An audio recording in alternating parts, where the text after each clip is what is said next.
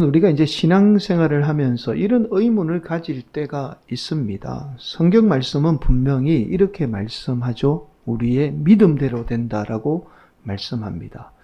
그런데 왜 나는 믿음대로 되지 않을까라는 이제 의문을 가질 때가 있어요. 여러분 그렇잖아요. 우리 성경 말씀은, 하나님의 말씀은 우리의 믿음이 부족함 때문에 어떤 일들이 이루어지지 않는다라고 말씀하잖아요.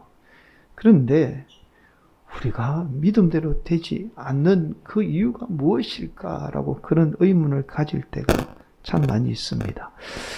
여러분, 저만 이런 의문을 가지고 있나요?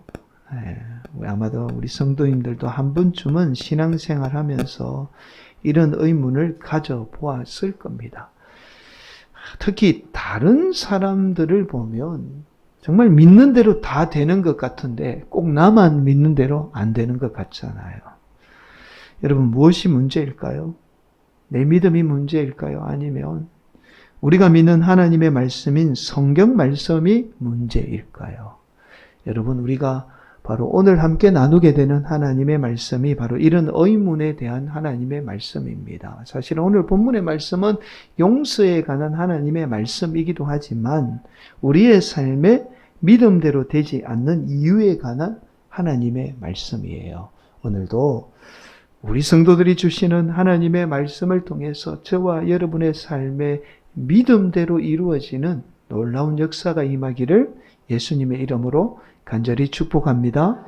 여러분 먼저 오늘 본문의 말씀은요, 예수님이 제자들에게 용서에 관해서 말씀해요. 아마도 지난 시간에 예수님의 말씀을 듣고 비웃었던 이 바리새인들이요, 예수님을 비웃은 데만 그친 게 아니라 예수님을 십자가에 못 박게 되잖아요. 그런데 예수님은 이런 바리새인들마저도 반드시 용서해야 한다는 사실을 말씀합니다.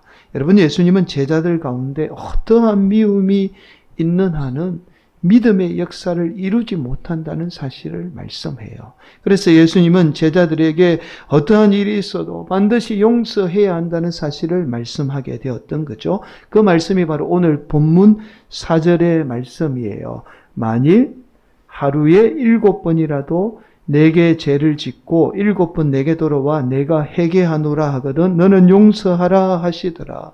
여러분 이 말씀이 단순히 7번 용서하라는 말씀이 아니에요. 7번은 완전한 숫자잖아요. 어떠한 사람들이 있어도 반드시 용서해야 한다라는 말씀이죠. 여러분 그런데 예수님이 제자들에게 이러한 용서에 관해서 말씀하게 되자 느닷없이 제자들이 예수님에게 이렇게 말합니다. 자신들에게 믿음을 좀 더해 주십시오 라고 그렇게 간청해요. 5절이죠. 사도들이 주께 여짜오되 우리에게 믿음을 더하소서 하니.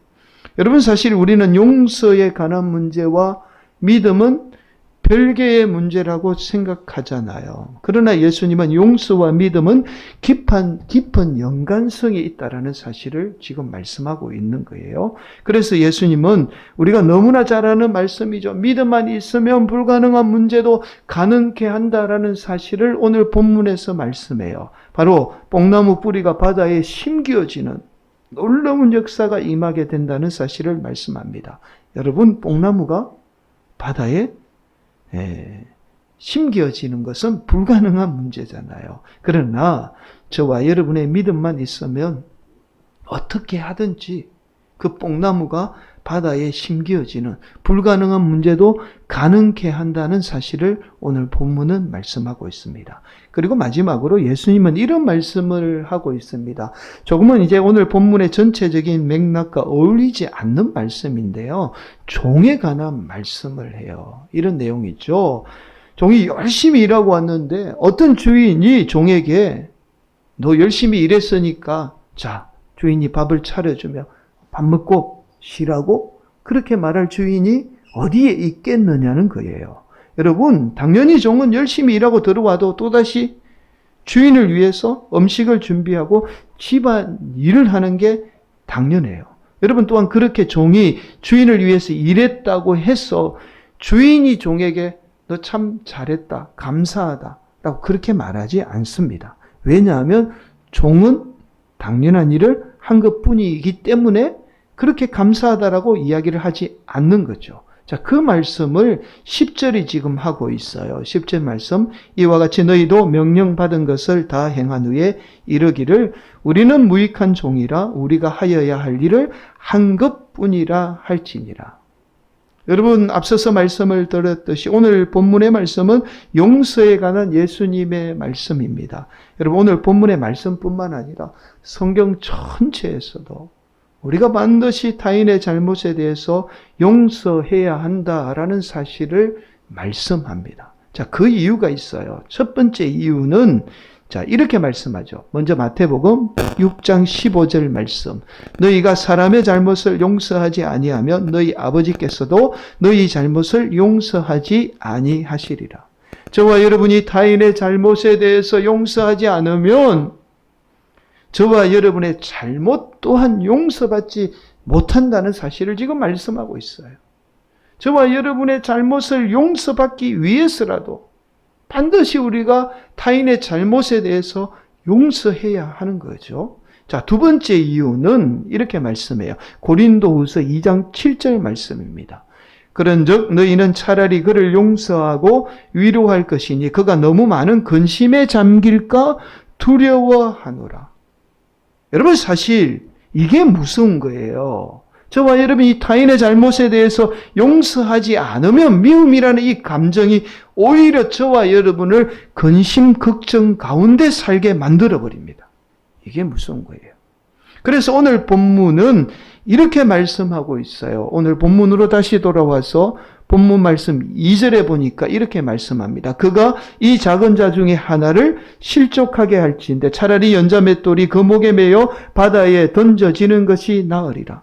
저와 여러분 안에 있는 미움이라는 감정이죠. 용서하지 못하는 그 마음이 저와 여러분의 인생을 어떻게 해요?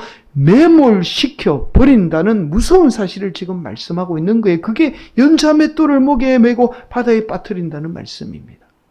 우리 안에 있는 그 미움의 감정이요, 우리 인생을 송두리째 붙잡아서 우리를 바다에 빠뜨리듯이 우리 인생 전체를 매몰시켜 버리는 거예요. 그래서 성경 말씀은 오히려 용서라는 이 감정이 저와 여러분에게 반드시 필요한 것, 감정. 타인을 위한 감정이 아니라 나를 위해서 반드시 용서할 것을 성경은 우리에게 말씀하고 있습니다. 자, 여러분, 여기까지는 우리가 대부분 잘 아는 내용이에요. 자, 여러분, 그렇다면 저와 여러분이 용서에 대한 중요성을 알면서도 왜 용서하지 못할까요? 바로 오늘 본문의 말씀이 우리가 당연히 용서해야 함에도 용서하지 못하는 이유입니다. 원인에 관해서 말씀하고 있어요. 그 말씀이 5절 말씀입니다. 5절 말씀 한 번 더 우리 함께 합심으로 봉독합니다. 사도들이 주께 여짜오되 우리에게 믿음을 더하소서 하니. 저와 여러분이 타인의 잘못에 대해서 용서하지 않는 것은 우리 안에 믿음의 부재에서부터 비롯된다는 사실을 오늘 본문은 말씀하고 있어요. 저와 여러분이 하나님에 대한 믿음에 대한 부재가 타인에 대한 잘못마저도 용서하지 못하는 겁니다. 저와 여러분이 하나님에 대한 절대적인 신뢰와 믿음이 있다라면 타인이 나에게 어떠한 잘못을 범해도 용서할 수 있어요. 왜냐하면 우리 하나님은 타인의 잘못을 통해서 저와 여러분의 삶에 더 놀라운 일들을 이루어 가시는 분이기 때문이죠. 저와 여러분이 믿는 하나님은요, 우리가 당하는 억울한 일이나 말할 수 없는 고통을 통해서 더 놀라운 일들을 이루어 가게 돼요. 그래서 저와 여러분의 입장에서 억울한 일을 당하고 고통을 당해도 오히려 우리가 믿는 하나님은 그 일들을 통해서 우리의 삶에 더 놀라운 일들을 이루어 가게 됩니다. 여러분, 이러한 하나님에 대한 절대적인 믿음과 신뢰가 있어야 해요. 그래서 우리가 그 하나님에 대한 믿음으로 타인의 잘못마저도 용서할 수 있게 되는 거죠. 쉬운 일은 아니지만, 그러나 우리에게 그 믿음이 조금만 더 있어도 용서할 수 있는 마음이 조금은 더 할 수 있는 거예요.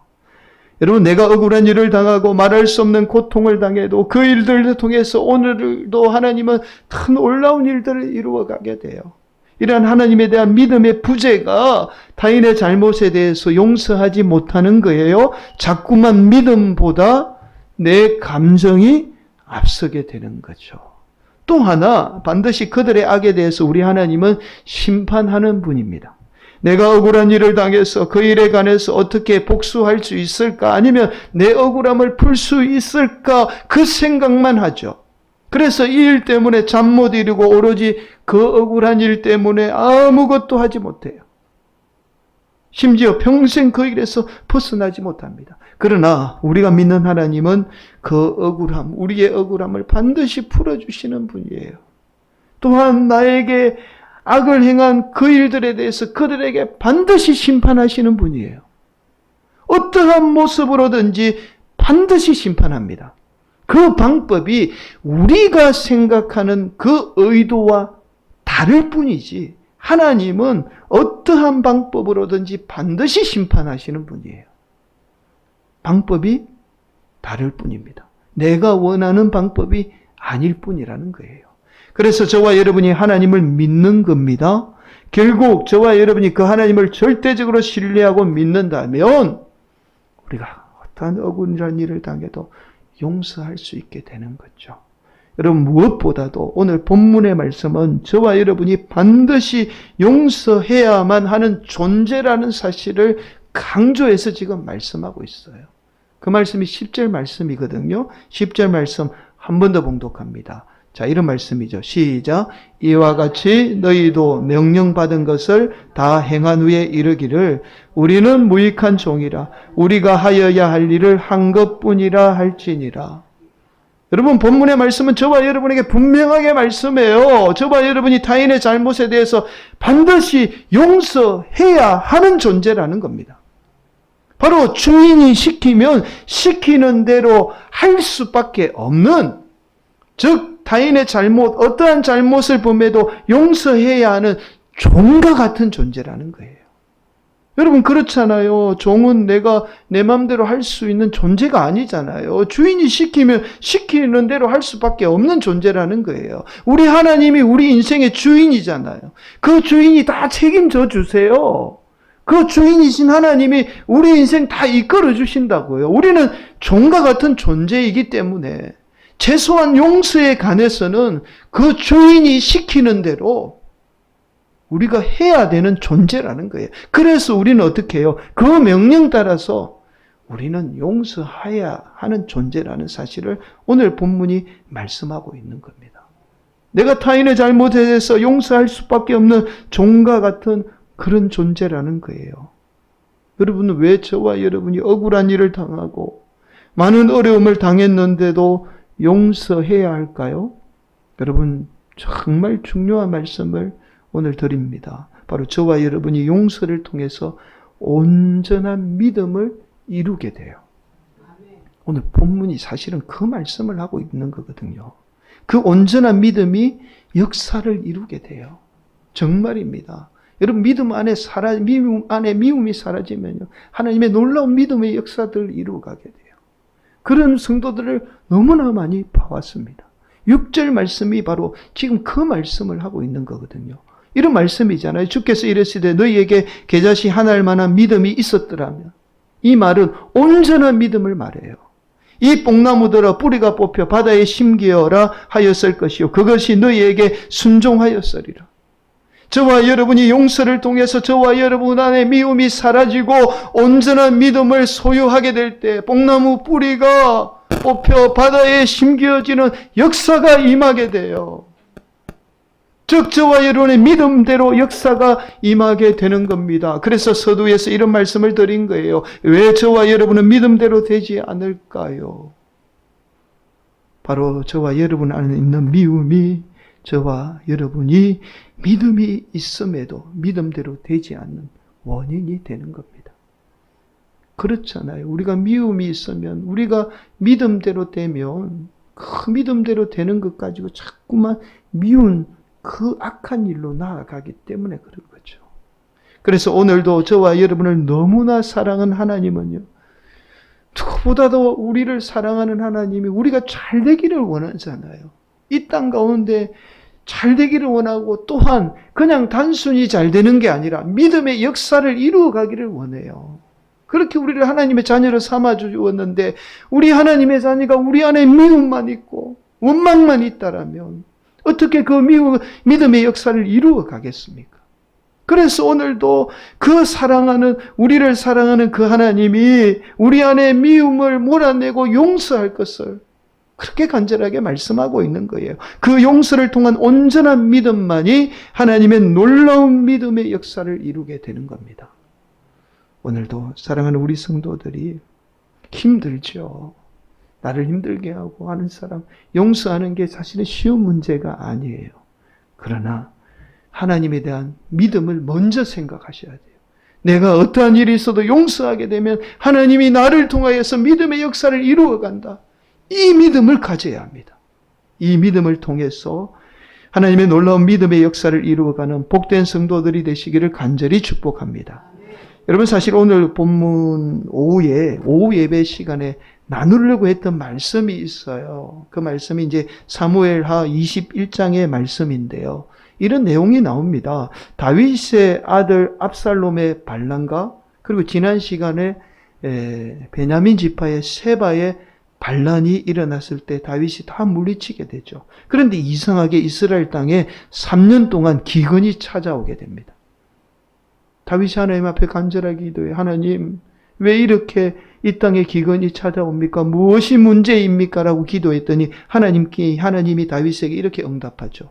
바로 사울 왕이 기브온 백성을 죽인 것 때문에 기브온 백성들의 이 원망과 원한으로 인해서 이스라엘 땅에 기근이 찾아오게 되었다는 사실을 하나님이 다윗에게 말씀하죠. 여러분 원래 기브온 백성들은요. 이스라엘 백성들이 출애굽할 때에 이스라엘 백성들이 무서워서 가나안 땅에 살면서도 허름한 옷을 입고는 이스라엘 백성들에게 찾아와서 우리가 멀리 사는 백성이니 우리를 해치지 말라 약속해 달라고 거짓말을 했던 백성이 기브온 백성이에요. 이것 때문에 평생 이스라엘 백성들의 종이 됩니다. 그 백성이 기브온 백성이에요. 여러분 한번 생각해 보세요. 힘없고 연약한 백성이잖아요. 종 백성이에요. 그런데 이러한 백성을 이 사울왕이 죽인 거예요. 여러분 얼마나 억울하겠습니까? 여러분 한번 생각해 보세요. 태어나자마자 종이에요. 그리고 이유도 없이 이스라엘 백성들에게 종살이를 한 사람들이 기브온 백성입니다. 그런데도 이유 없이 죽임을 당한 거예요. 그러니 이 억울함이 하늘에까지 들리게 된 거예요. 그렇게 기브온 백성들의 원한 때문에 이스라엘 땅에 기근이 찾아오게 됩니다. 그러자 다윗은 이 기브온 백성들의 원한을 풀어주게 돼요. 그렇게 다윗은 기브온 백성들의 요구대로 사울 왕의 자녀 7명을 죽이게 됩니다. 사실 이게 구속사적인 관점으로 다음 주 오후에 좀 말씀을 드리겠습니다. 어쨌든 죽이게 돼요. 그리고는 이제 다윗이 자신의 이 자녀의 죽음을 안타까워하던 이 어머니의 아픔마저도 위로해 주게 됩니다. 그러자 성경 말씀은 이렇게 말씀해요. 자, 사무엘하 21장 11절 14절 말씀인데요. 이렇게 나옵니다. 사울과 그의 아들 요나단의 뼈와 함께 베냐민 땅 셀라에서 그의 아버지 기스에 모여 장사하되 모두 왕의 명령을 따라 행하니라. 그 후에야 하나님이 그 땅을 위한 기도를 들으시니라. 그 후에야. 기브온 백성들의 원망과 미움의 감정이 사라지게 되자 그때부터 하나님이 그 백성들의 기도를 들으셨다는 말씀이에요. 사랑하는 성도 여러분, 5월은 가정의 달입니다. 많은 성도들이 부모님에 대한 미움과 원망 속에 살아가요. 예수 믿으면서도. 또 심지어는요, 사랑하는 자녀들을 향한 미움과 원망을 가지고 살아가는 성도들이 꽤 많이 있습니다. 그러나 우리 안에 그 미움과 원망이 사라져야 합니다. 형제지간에도 마찬가지고요. 혹 우리 성도들 가운데 서로 상처받은 마음이 있다라면 성도들을 향한 원망과 미움이 사라져야 합니다. 심지어 나아가 타인에 향한 그 미움도 사라져야 해요. 그 미움과 원망이 사라지게 될 때 하나님은 오늘도 저와 여러분을 통해서 믿음의 역사를 이루어 가게 됩니다. 사랑하는 성도 여러분, 오늘도 이 말씀을 붙드는 성도들이 되시기를 예수님의 이름으로 간절히 축원을 드립니다. 여러분, 한 수도자가 제자와 함께 여행을 떠나게 돼요. 날이 어두워져 오두막 한 채를 발견하게 됩니다. 그곳에는 헛간 같은 집에 누더기 옷을 걸쳐 입은 부부와 세 자녀가 살고 있었습니다. 수도자는 제자와 함께 머물 곳이 없어서 이곳에 머물기를 청하게 되죠. 그러자 부부는 이들에게 신선한 우유와 간단한 음식 그리고 치즈를 대접하게 됩니다. 식사를 마친 후 수도자는 이 가족에게 어떻게 마을과 떨어진 이 외진 곳에서 생계를 꾸려나가며 살 수 있습니까? 라고 묻게 되죠. 그러자 유일하게 이 가족에게 늙은 암소 한 마리로 겨우 먹고 산다는 이야기를 듣게 됐죠. 그리고 이튿날 수도자는 제자와 함께 다시 길을 떠나게 됩니다. 산 모퉁이를 이르게 되자 수도자는 그 늙은 암소를 가난한 사람에게 하나밖에 없는 유일한 재산인 늙은 암소를 발견하게 돼요. 그러자 수도자는 제자에게 그 늙은 암소를 절벽 아래에 밀어 떨어뜨려 죽이라는 말을 듣게 됩니다. 제자는요, 처음에 자신의 길을 의심하게 돼요. 가난한 가족에게 유일한 생계 수단이었던 암소가 죽게 되면 곧 가난한 가족은 죽게 된다는 말이잖아요. 어떻게 그런 일을 나에게 시킵니까? 라고 항의도 하지만 그러나 수도자는 재차 제자에게 지시해요.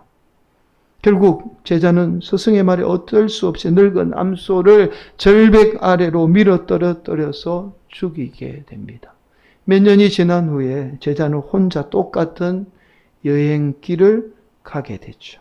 제자는 몇 년 전의 일이 너무 생각이 나서 용서를 빌기 위해서 그 오두막을 다시 찾아가게 됩니다. 그런데 제자는 산 모퉁이를 도는 순간 놀라운 광경을 목격하게 돼요. 이전의 오두막은 완전히 사라지고 그 자리에 아름답고 웅장한 집이 세워져 있었던 거예요.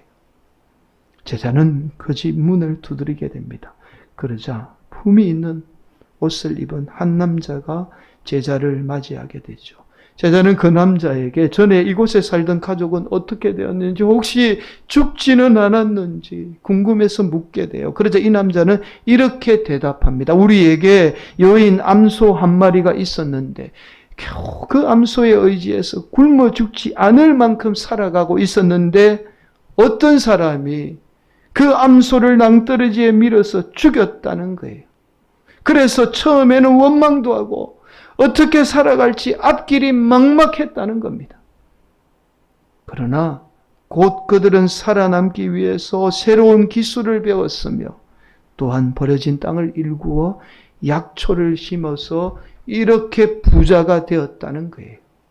결국 그 사건이 자신들을 이렇게까지 잘 살게 하는 계기가 되었다는 겁니다. 사랑하는 성도 여러분, 저와 여러분에게 바로 이 믿음이 필요합니다. 우리 하나님은 오늘도 우리의 고난과 어려움을 빠뜨리는 자들을 통해서 역사해요. 그냥 그들을 통해서 우리에게 고난과 어려움을 주는 게 아니라는 겁니다. 이러한 하나님을 믿는 절대적인 믿음이 저와 여러분에게 반드시 필요해요. 이 믿음을 통해서 우리 성도들이 오늘도 타인을 향한 미움을 몰아내고 그들을 용서하게 될 때 하나님은 오늘도 사랑하는 우리 성도들을 통해서 놀라운 믿음의 역사를 이루어 가기를 원하는 겁니다. 오늘도 우리 성도들 가운데 용서를 통해서 이러한 놀라운 믿음의 역사를 이루어가는, 충분히 힘들 줄 다 알고 있습니다. 그러나 하나님의 그 놀라운 믿음의 역사를 바라보시고 이 어려운 가운데도 이겨내시는 복된 성도들이 되시기를 예수님의 이름으로 간절히 축원을 드리겠습니다.